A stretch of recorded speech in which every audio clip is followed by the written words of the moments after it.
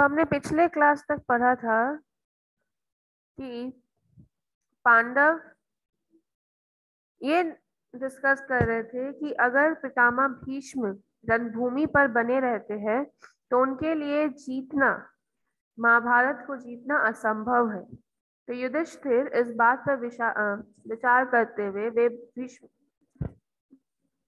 पितामह भीष्म के पास जाते हैं और उनसे कहते हैं कि पितामह, आपके रहते अगर आप युद्ध भूमि में डटे रहे तो हमारे लिए ये युद्ध जीतना असंभव हो जाएगा,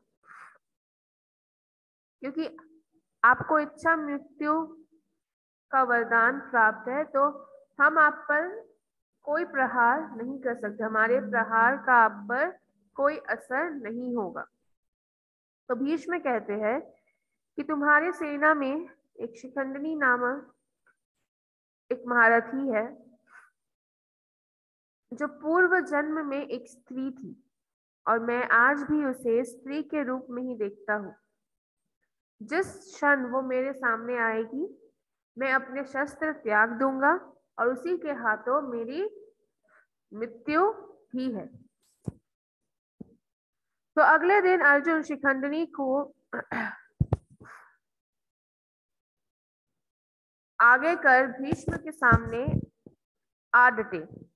भीष्म ने शिखंडिनी को देखते ही धनुष बाण रख दिया। अर्जुन ने शिखंडिनी की ओट से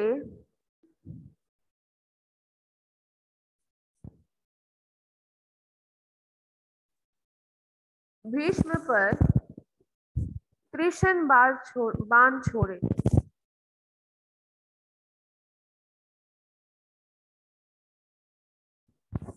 भीष्म का कवच छिन्न भिन्न हो गया, रोम रोम बाणों से बिंद गया और वे रथ से नीचे गिर पड़े। परंतु नीचे गिरकर भी उनके शरीर का स्पर्श पृथ्वी से नहीं हुआ। उनके शरीर में बींधे हुए बाण उनकी सैया बन गए और इसी सरसैया पर वे बहुत दिनों तक लेटे रहे। तो अगले दिन भीष्म ने जैसा निर्देश किया था उसके अनुसार अर्जुन ने शिखंडिनी को रणभूमि पे आगे खड़ा किया, और शिखंडिनी को देखते ही भीष्म ने अपने बाण त्याग दिए, अपने अस्त्र त्याग दिए, और शिखंडिनी की ओर से अर्जुन ने 30 बाण चलाए, बहुत सारे बाण चलाए, जो कि भीष्म के कवच को, रक्षा कवच को छिन्न भिन्न करता हुआ आर पार हो गया और वे रथ से नीचे गिर पड़े। परंतु उनके शरीर ने पृथ्वी को स्पर्श नहीं किया।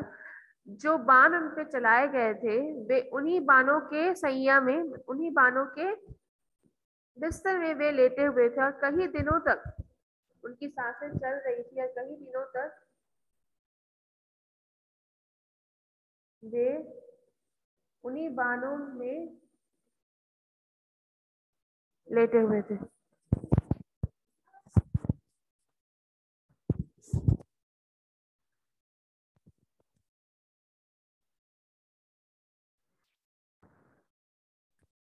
भीष्म का पृथ्वी पर गिर भीष्म का पृथ्वी पर गिरना था कि कौरवों की सेना में हाहाकार मच गया। वे पांडवों के भी पूज्य थे, अतः पांडवों को कम दुख ना हुआ। युद्ध बंद हो गया। अब दोनों पक्ष के लोग उनके पास एकत्र हो गए और शोक प्रकट करने लगे। भीष्म ने कहा, आप लोग दुखी ना हो, मैं अभी मरूंगा नहीं। मुझे अपने पिता से इच्छित मृत्यु का वरदान मिला है। 11वें दिन द्रोणाचार्य कौरवों के सेनापति हुए। उन्होंने प्रतिज्ञा की कि मैं युधिष्ठिर को जीवित पकड़कर दुर्योधन को सौंप दूंगा। पर कृष्ण के रथ चालन और अर्जुन के रण कौशल के आगे उन्हें यह सफलता ना मिली। अपने सेनापति बनने के तीसरे दिन द्रोणाचार्य ने चक्रव्यूह का निर्माण किया, जिसमें अभिमन्यु का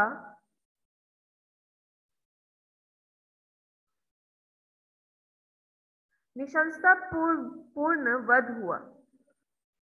यह पांडव पक्ष की बहुत बड़ी क्षति थी।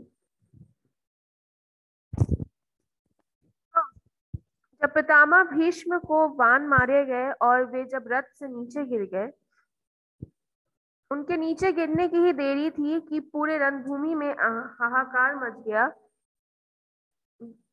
स्पेशली कौरवों के बीच, क्योंकि कौरवों के वे सेनापति थे और दुर्योधन को यह बहुत अच्छी तरीके से पता था कि पितामह भीष्म को इच्छा मृत्यु का वरदान प्राप्त है और पितामह भीष्म उनके लिए एक सुरक्षा कवच है। पितामह भीष्म पांडवों के भी पूज्य थे, अतः पांडवों को भी उतना ही दुख हुआ जितना कौरवों को हुआ। युद्ध वहीं पे समाप्त हो गई। सभी लोग, दोनों पक्ष के लोग, कौरव और पांडव, पितामह भीष्म को घेरे हुए खड़े हो गए। उन्होंने अपना शोक प्रकट किया। भीष्म ये देख के कहते हैं कि आप लोगों को दुखी होने की जरूरत नहीं है, क्योंकि मैं अभी मरूंगा नहीं, मुझे अपने पिताजी से इच्छा मृत्यु की वरदान प्राप्त है। 11वें दिन द्रोणाचार्य कौरवों के सेनापति बने। उन्होंने यह प्रण लिया कि वे युधिष्ठिर को जीवित पकड़कर दुर्योधन को सौंपेंगे, परंतु कृष्ण और अर्जुन के कौशल के आगे वे ये ना कर पाए। 13वें दिन, on the 13th day, Dronacharya ने एक चक्रव्यूह का निर्माण किया जिसमें अभिमन्यु की मृत्यु का प्रपंच रचा गया था, क्योंकि ये सभी को पता था कि अभिमन्यु को चक्रव्यूह तोड़ना आता था, परंतु चक्रव्यूह से कैसे निकलना है अभिमन्यु को यह नहीं आता था। और अभिमन्यु की मृत्यु पांडव पक्ष के लिए बहुत ही बड़ी क्षति थी। युद्ध के 15वें दिन दोपहर तक द्रोण ने पांडव पक्ष के अन्य अनेक महारथियों का संहार कर डाला। श्री कृष्ण ने देखा कि यदि द्रोण इसी प्रकार युद्ध करते रहे तो सारी पांडव सेना शीघ्र ही समाप्त हो जाएगी। अतः उन्होंने पांडवों से कहा, इस समय द्रोण को अपने पुत्र अश्वत्थामा की मृत्यु का समाचार सुनाकर युद्ध से विरत करना चाहिए, क्योंकि वे तभी मारे जा सकेंगे जब कोई अप्रिय बात सुनकर स्वयं शस्त्र रख दे। पर प्रश्न था, अश्वत्थामा की मृत्यु का समाचार कैसे सुनाया जाए। भीम को एक उपाय सूझा।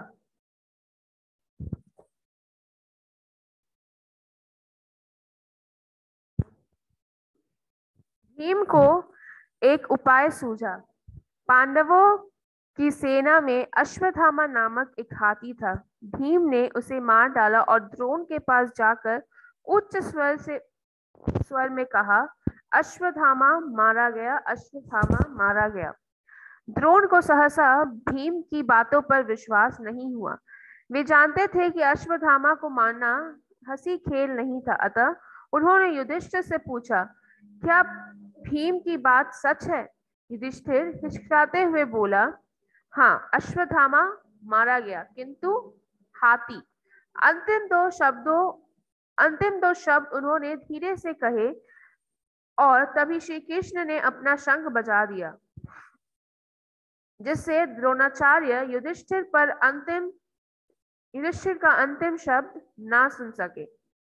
युधिष्ठिर सदा सच बोलते थे, अतः द्रोणाचार्य को उनकी बात पर विश्वास हो गया। पुत्र के वध का समाचार उनके लिए असहन हो गया। वे युद्ध से विरत होकर ईश्वर का ध्यान करने लगे। इसी समय पांडवों ने सेनापति धृष्टद्युम्न ने द्रोणाचार्य का सिर काट दिया। तो 11वें दिन,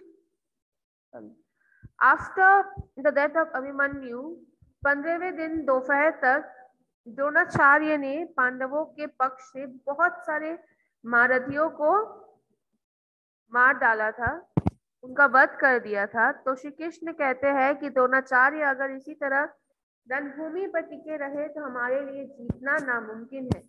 अब समय आ गया है कि द्रोणाचार्य को उनके पुत्र अश्वत्थामा की मृत्यु का खबर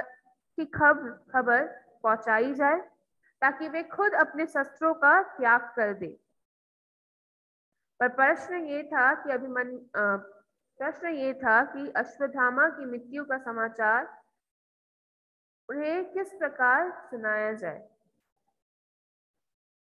क्योंकि अश्वत्थामा को मारना इतना सरल नहीं था। तो भीम के पास एक सुझाव आया। पांडवों की सेना में अश्वत्थामा नामक एक हाथी भी था, तो उन्होंने हाथी को मार दिया और द्रोणाचार्य के पास जाकर उन्होंने यह समाचार दिया कि अश्वत्थामा मारा गया है। भीम की बातों पर द्रोणाचार्य ने उतना गौर नहीं किया और उसने युधिष्ठिर से पूछा, क्या भीम जो कह रहा है वो सच है? युधिष्ठिर बोलते हैं, हाँ, अश्वत्थामा मारा गया, किंतु हाथी। उन्होंने लास्ट दो शब्द इतने ही धीरे से कहा कि वे द्रोणाचार्य के कानों तक नहीं पहुंचे और तभी श्री कृष्ण ने शंख बजाया जिससे वे लास्ट के दो शब्द सुन ना पाए। द्रोणाचार्य अपने पुत्र की मृत्यु का समाचार सुनते ही उन्होंने अपने शस्त्र त्याग दिए और वे ध्यान में बैठ गए। तभी पांडवों के सेनापति धृष्टद्युम्न ने द्रोणाचार्य पर बाण चलाया और उनका सर काट लिया।